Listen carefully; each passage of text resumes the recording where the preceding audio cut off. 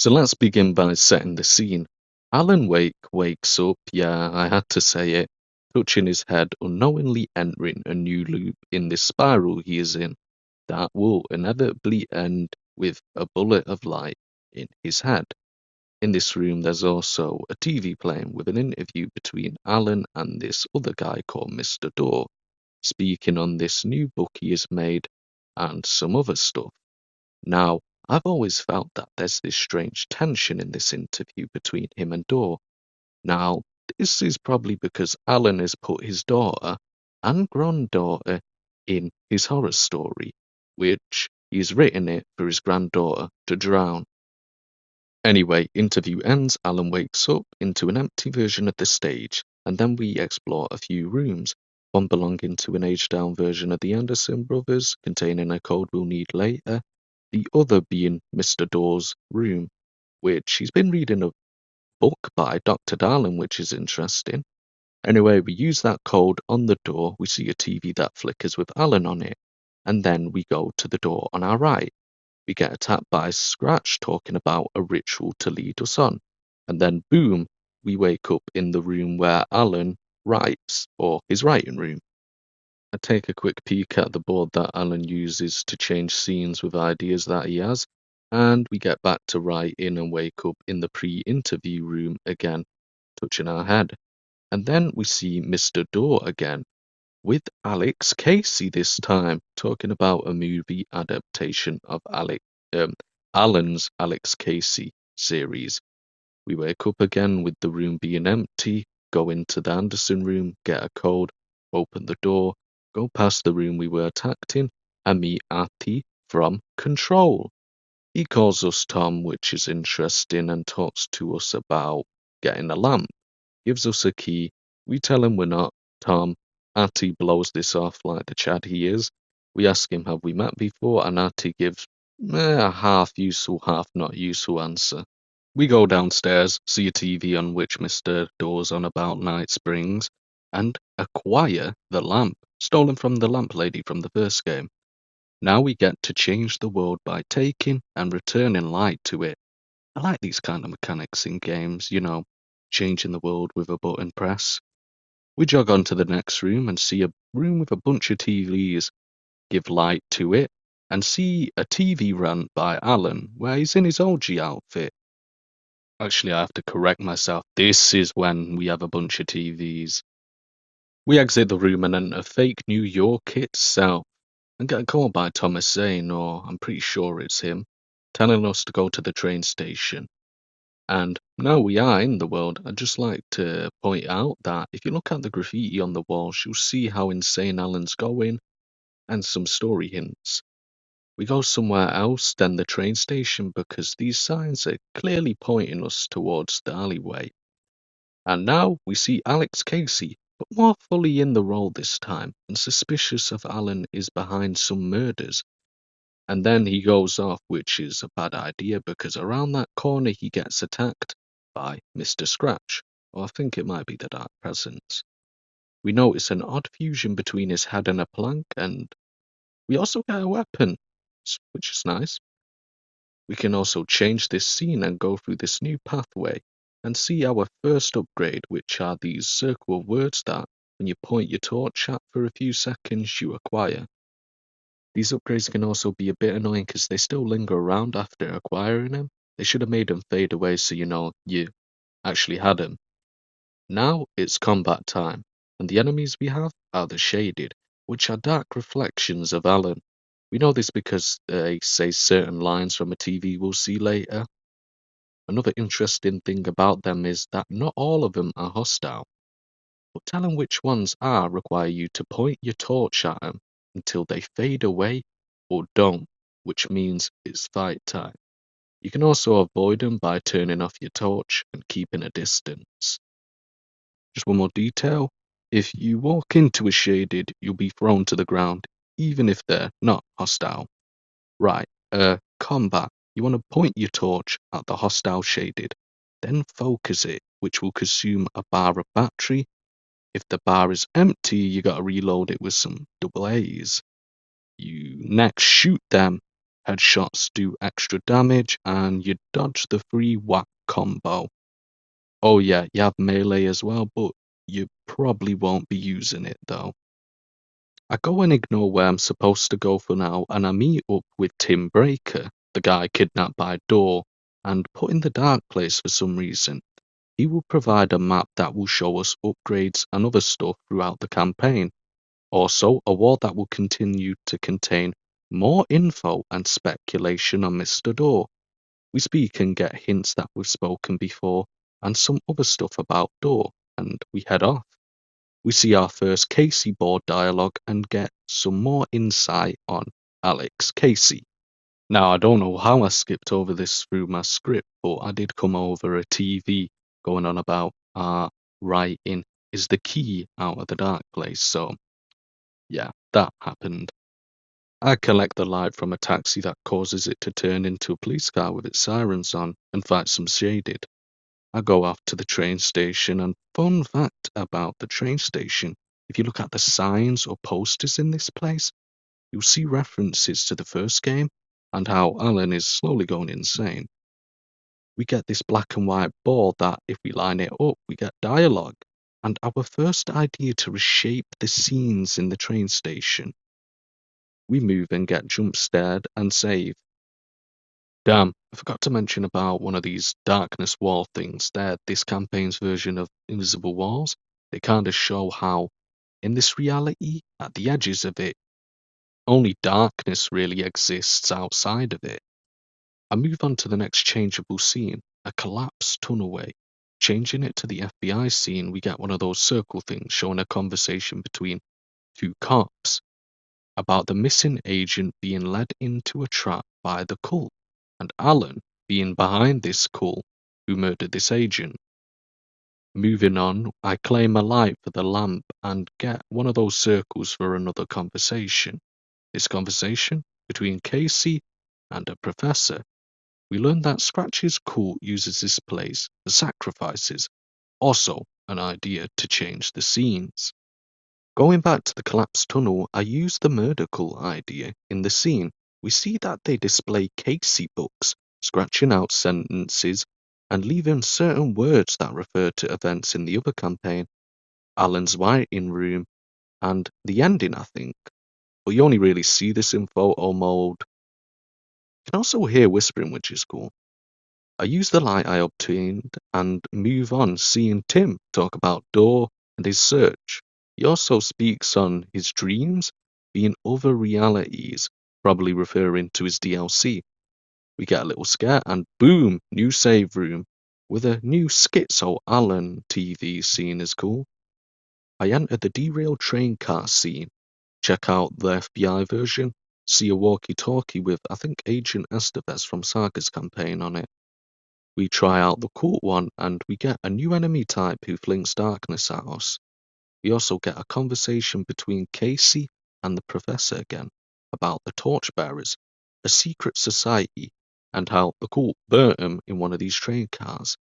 This gives us the light bearer scene idea, and we can use this to progress through the car with burnt people in it. We also hear their screams. I save, do a little lamp puzzle, and jog on to the next scene using the FBI idea to learn the FBI agent was good old Nightingale from the first game. I use the cool idea to look at some pages and an old conversation of Casey learning of the ritual and giving us the ritual scene idea. But first we have to look at the Torchbearers version of the scene, but sadly there wasn't really anything to note on it. And now we're going on the ritual version.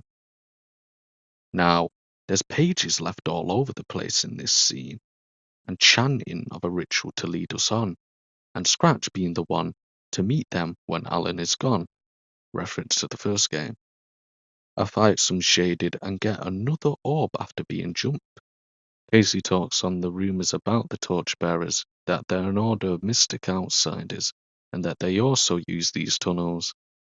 But because of looking at this convo, the room is flooded with shaded, even coming from the exit route, so I end up fighting one and running off. Also, I've been purposely leaving low ammo in my revolver because I picked up an upgrade that makes the last bullet do a ton of damage. Also, getting a headshot on these guys just feels right and sounds right. I go back to the derailed train scene car thing to see the ritual version. We get chanting again, with a bunch of paint scattered everywhere, with it being a circle on the ground. I run back to the collapsed tunnel using the torchbearer idea and see Casey speculating on what the big tree means, and also seeing that one familiar symbol. Next, using the ritual idea, the Dark Presence appears and comes after us, chasing us through the train car, ripping it apart as we mash X, making it to the light. We go back to the tunnel only for it to chase us again, but the tunnel collapsed, blocking it off. We reach a naked Nightingale. Must remember not to show his peen by accident. His heart teleports off somewhere. We end up talking to Saga, telling her we're Alan Wake and we're trapped beneath Cauldron Lake. But she only hears the lake part and ends up going near to Cauldron Lake, meeting the Alan with Scratch inside of him. Also, the tower where Alan and his wife lives appears in the dark New York. I read some poetry on the wall that speaks of the ritual. I think it's referring to the ending when Alan is shot, making a third eye. We get up Casey Ball talking about the murder scene of Nightingale, and then we move on to the train station, only to notice that now it stretches on forever, and the tunnels are now blocked off. Now to Parliament Tower. But first we speak on the phone with our friend Thomas Zane. He congratulates us on reaching the overlap, which is when we speak to Saga and asks us, did Alice really get out the dark place? Which is a hint, well, she didn't, for explanations later, and tells us the dark place is stealing from us. At the base we see a Casey Ball. He speaks about Alan maybe being a victim, and then we ascend to the apartment. We get our picture taken and see Scratch for a second. We move through the apartment, hearing Alice telling us to go away, and also picking up a memory card that, when put into this projector, shows us a video by Alice where she speaks on before she met Alan and after. Also the haunting by Scratch after he disappeared, and how she takes pictures of him with the cameras we saw earlier. A cool thing to mention is when she says Alan is back, haunting me, the light flickers behind her, probably because it's Scratch haunting her. We enter the projector. Alan looks evil for a second, and sees a dead him at the table with the name on the manuscript being scratched out. Alan gets attacked by the Dark Presence, and we get pushed out of his campaign for a second. I do the stuff needed to return and get Alan back to writing, and we are back into the pre-show room. Now we can do the singing set piece. It's nice. It's also a recap for the first game. We also get the lovely flare gun and fight some Taken instead of Shaded. We finish and see Artie humming the song. Entering the world again, we get called by Tom, telling us to go to the Ocean View Motel. But we can't enter yet, so we have to follow the signs. We see Alan going crazy on the TV again, and speaking on having to make the story darker. We get grabbed by Alex Casey, talking about we're behind it. Unfortunately, Scratch flashes on the screen, and we find we have shot him. Poor Casey, can't stop dying in this alley. I get up on the roof and explore a bit, even seeing a hint of a new enemy. I also find our boy Tim again. We learn from him that door was hit with lightning, which was from one of the Anderson brothers' Thor, and vanished from Bright Falls. Moving on, we find a door with a code blocked by a little puzzle, which the answer being the drink price. Within this little bar is a shotgun, which I use the light to change the scene to get it and fight this new shaded variant, which I gotta say is, I'm a bit annoyed that, Saga gets more enemies in her campaign than Alan, but that's a different note. Within the Ocean View Motel, we enter this projector in room 665 and speak to a schizophrenic version of Tom Zane. He looks like us, but anyone who played AWE DLC from Control would know this. He speaks about there being a companion film to return, and we party. Also, Jesse appears on the screen, which spooks him, making him scuttle off. Now, before we continue, I have an idea why Alan and Tom look the same. It's because Tom is playing the role of Alan Wake, like he did with Tom the Poet. Ever since the first game, it's all been an attempt by Tom to escape, or maybe to master the dark place with different forms of art, like poetry, film, and stories. This is also why you have characters calling him Tom, like the Andersons and Artie. Okay, little mini theory over. I can't believe I missed this Casey Ball out my script. So, to summarize the Casey Ball, Alex Casey goes on about how meta it could be that a murder happens in the backdrop of a murder cult play, and that the Cult of the Word and their leader Scratch, who is rumored to be the missing writer Alan Wake, must have something to do with this. Moving on, let's go down the elevator and watch this Casey Ball. We watch Casey speak to the director of the cult play, a play that is said to have special power and that's likely brought in Scratch. We also gain the pre-show idea that we can use to change the entrance hall, leaving boxes around that will be used to set up the play. We explore and find the final scene. We can use the pre-show ritual idea to find out they changed the prop room and get the key for the original room.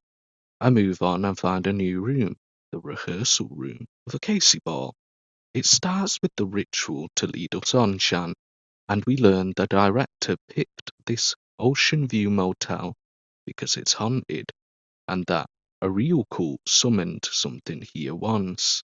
We also gain the haunted idea, which when used in the rehearsal room, makes whispering happen, and these circles made of handprints.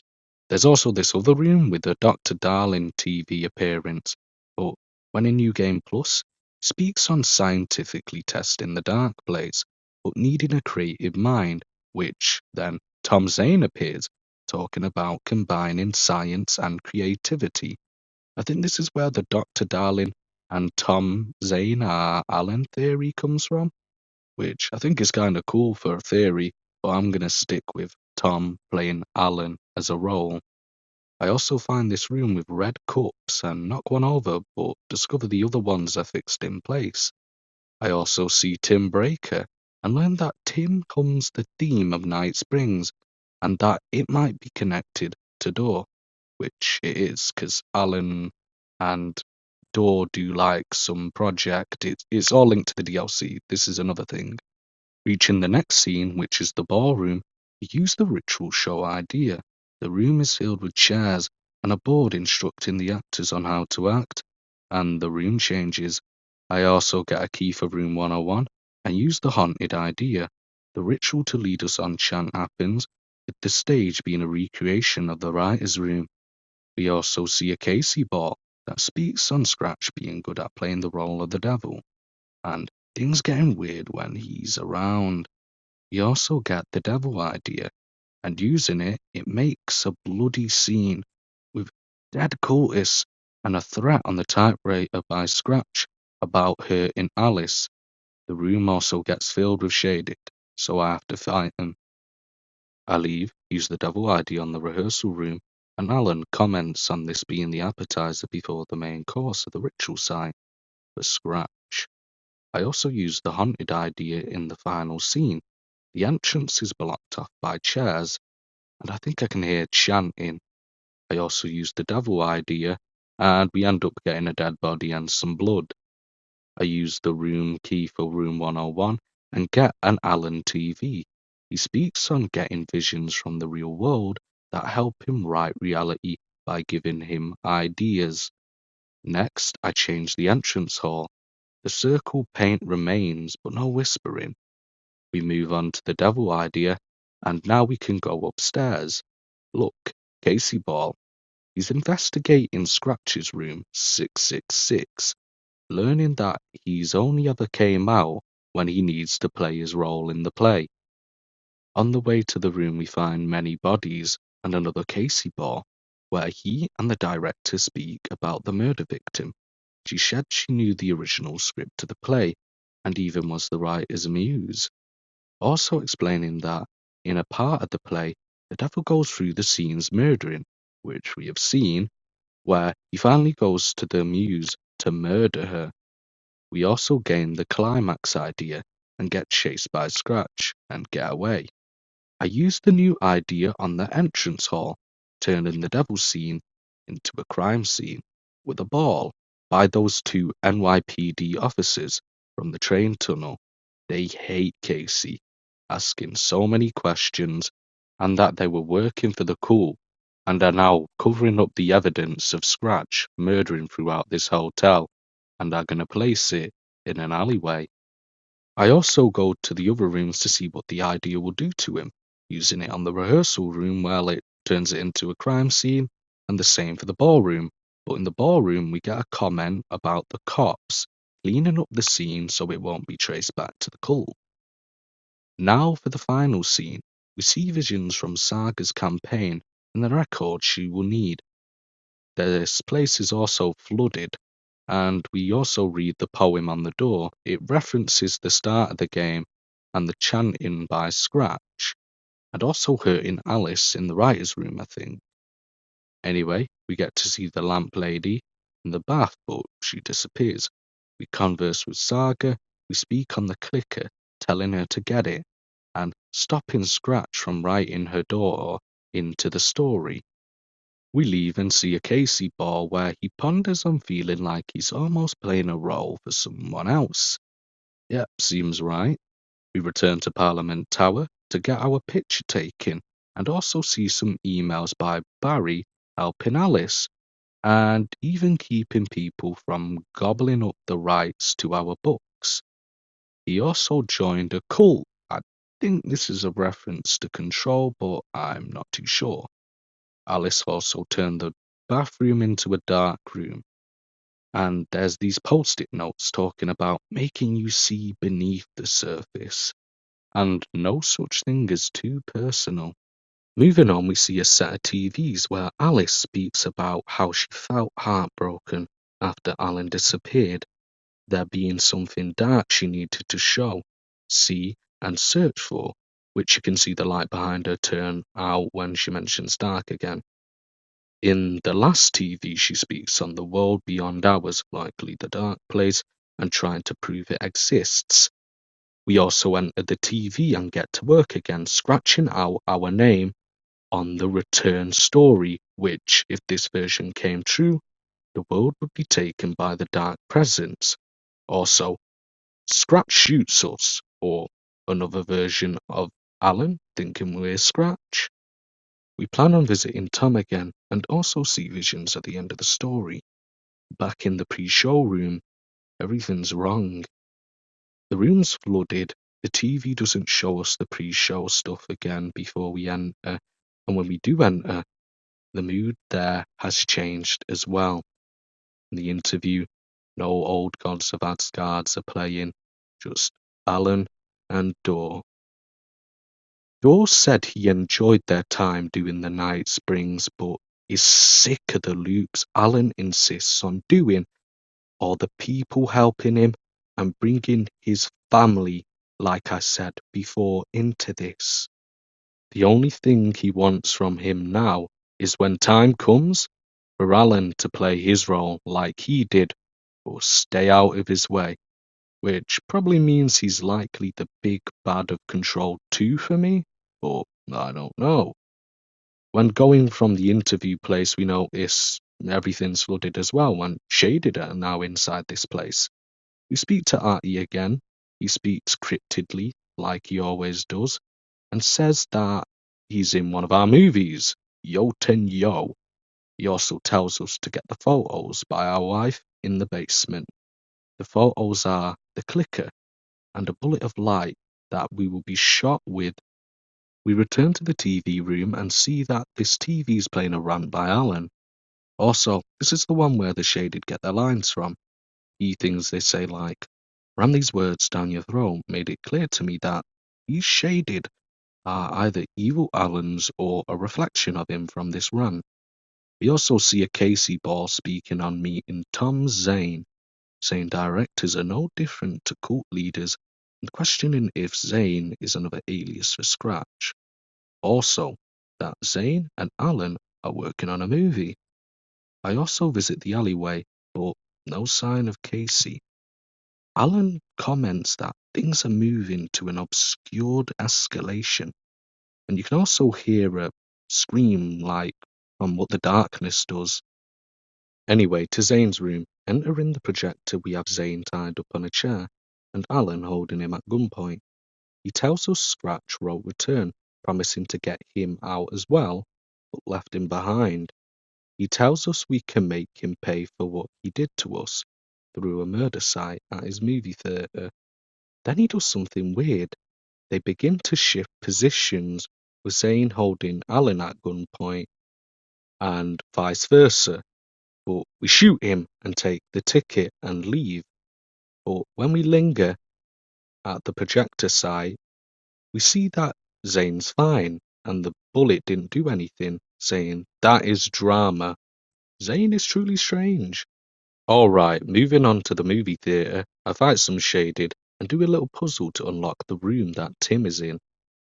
We warn him about Scratch and he tells us that he thought aliens are behind his strange abduction. And maybe Dor is an alien, he thinks. He also speaks on his strange dreams where he's another person. I think this is a reference to the DLC again.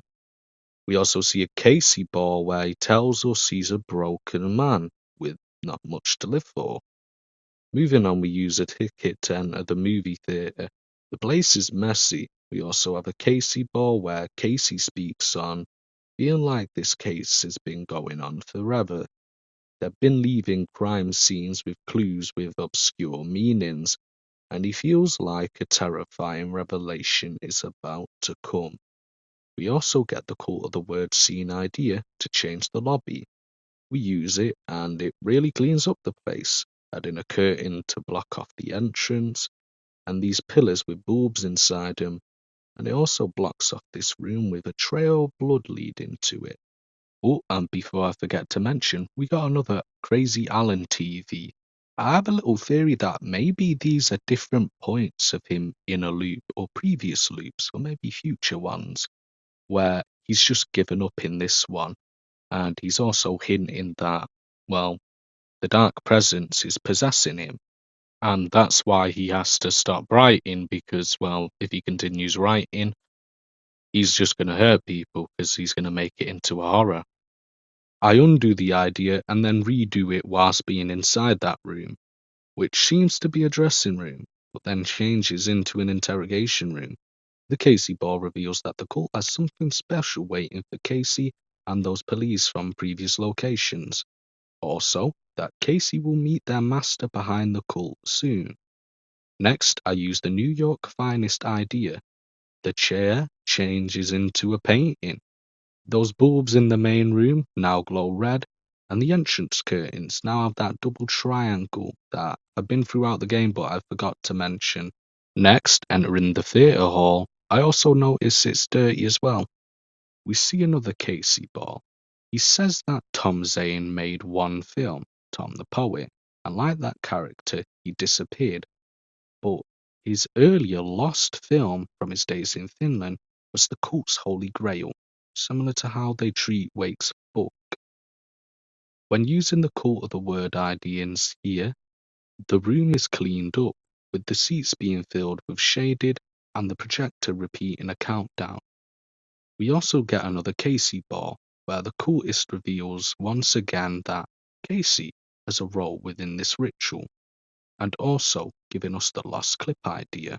But first, we gotta use the New York Finest idea. The screen is closed off with a red curtain, with two chairs for the two New York cops, with some blood on the floor. Using the clip of the lost film idea, we see Casey looking in a bad state, and also some cultists, with Zane playing the role of Alan in this movie.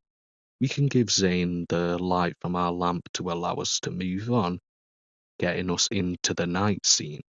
This is also the place where the New York cops talked about stashing the evidence. if you go next to this chute, you can hear banging. There's also this big W sign here that's really just an M sign from the cinema sign. I use the cult of the word idea here and hear laughter with some blood on the floor and a Casey ball above that we must reach. Changing it up for the New York's finest idea, we get a ball for the cops, speculating on what the initiation ritual required them to do, and also saying that they put the body in the chute, which now has blood on it. The idea also opens up the way for us to move on, but we got another idea that we must try first. The lost clip idea shows a film poster having the names of Thomas Zane, a weird spelling of Alan, Barbara, and even Artie. The English version and the Finnish version of the posters also have different art on them. Anyway, Alan comments on these posters, talking about the city trapped in eternal night and about there being a night that never arrives, but instead being inside your head. So is he on about the dark presence? I don't know. Anyway, time to head to the roof. Alan comments on how the cops thought it was worth it to commit the awful acts that they did. Moving on, we meet up with Tim for the last time, saying he also met with Zane from his description. Tim also has a theory about there being multiple universes and that door is a constant between them. With that makes me think that this dark place is kind of a way that these universes can connect and be rewritten with art and rules, but I have no proof of this. I take my final look on his theory board and jog on. We look at the roof Casey ball. Casey confronts the cultist on how they got him in the film. The cultist says he's not ready to meet the master of the cult yet in the projector room. Then he jumps. We get the Grandmaster idea. I've had some shaded on the way back, and back in the alleyway, this place is filled with shaded now. I fight them and use the Grandmaster idea. This place goes completely dark. No M sign, and if you interact with the chute, you get a scratch jump scare. Heading on back to the lobby, there's some shaded to fight, and also some ideas to try. First, the clip of the lost film. Closes the theatre room and puts up a poster of Yo and Yo, while the Grandmaster puts paint around the lobby and drenches the place with darkness. Also, jump scare. Returning to the theatre hall, we use the Grandmaster idea. On the screen, a cultist is at a door he goes through, which allows us to enter. Once in, we are now in a repeating loop sequence, which Casey's also in, and we can hear him in the loop responding to himself, which is cool. We see the final TV where Alan decides to write initiation after, dying. We also see Casey, but him as an actor like at the start. He says he doesn't want to get stabbed, which I try and leave, but we can't. So, knife time. But he got away. We look into the Casey ball between the Grandmaster and Casey, telling him he can leave now after leading the writer to the location. Unlike the other times we've looked at these balls, the Grandmaster inside of it addresses Alan, saying if Casey is fake, and we assumed his role, are we fake too? My answer? Yes for Alan in the fake New York, and no for the Alan inside the writer's room, jump scare, and the projector room with the New York's finest. Speaking to Saga, we tell her we made her the hero to save us all, and that we must prevent Scratch from getting out. We also look quite dishevelled when speaking to her. The wall has a poem which hints at the ending and other stuff I can't exactly point to. In the theatre room, the clip of the lost film Yo in Yo plays. It's good. I recommend to watch it when you play. I feel like it hints to Alan and Zane being alternate universe versions of each other, but hey, I gotta stick to one theory. Either Alan is a role Tom plays or they're different universe versions. I think both could work separately though. A Casey Ball speaks on the irony of being stuck in a detective story and wanting to flip us off. We answer our last telephone, and Alan tells Alan he's sorry for what he has to go through and instructs us to put the photos Alice made in a box to help Saga and ourselves. The game also kicks us out, which I don't like when the game does this, but I do understand why it's needed, so we actually finish both campaigns. Using another save I had near this point, we go to the tower. The base of the building is taped off and dirty. In New Game Plus, we also get a photo of Alice in the elevator. Once in the apartment, we don't get flashed, probably because it's abandoned. Touching the spiral door, we get jump scared because Scratch is in there. If you go over here, you can actually hear the snarling of Scratch, which is cool. Interacting with the projector, we see Alice's final message made for Alan and anyone watching to think she offs herself.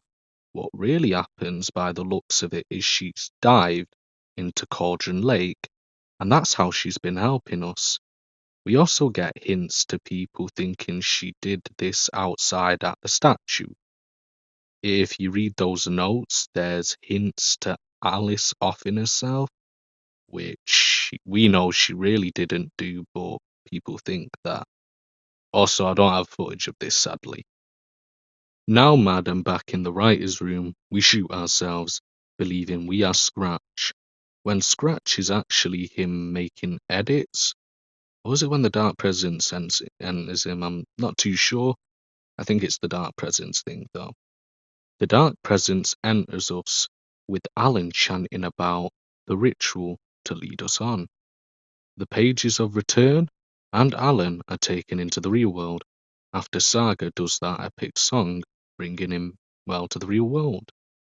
And with that, my Alan campaign analysis is done.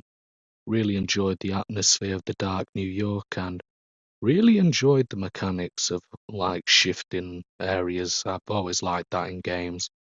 My voice is really, really bad right now. I'm kind of ill. And I can't say how long it'll take me to do the Saga campaign of this, analysis video. Anyway, thank you for enjoying. I got some few other videos in the work. I think something to do with Dead Space. One of them is.